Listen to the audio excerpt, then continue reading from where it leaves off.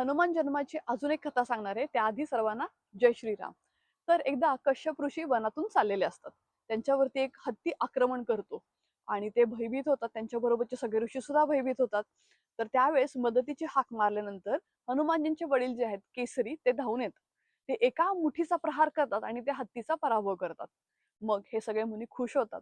मग ते त्यांना विचारतात, तुम्हाला काय वरदान हवंय?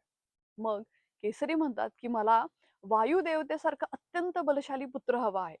तर ते तथास्तु म्हणतात. पुढे काय होतं, माता अंजना एका पर्वत शिखरावरती उभ्या असतात. तिथे एक वाऱ्याची झुळूक येते. त्यांना वाटतं त्यांना कोणीतरी स्पर्श करू पाहते. क्रोधित होतात त्या. त्या म्हणतात की कोण आहे जे माझं पातिव्रत्य भंग करतंय? मग त्यावेळेस पवनदेव समोर हात जोडून उभे राहतात आणि म्हणतात, माते असं काहीही नाहीये. तुमच्या पतिदेवांनी माझ्या गुणांनी युक्त असा पुत्र मागितलेला आहे. तर हे तुम्हाला आणि केसरी यांना एक पुत्र प्राप्ती होईल असा आशीर्वाद देण्यासाठी मी इथे आलेलो आहे. तर यानंतर मग अंजना आणि केसरी यांना हनुमानजींची प्राप्ती होते.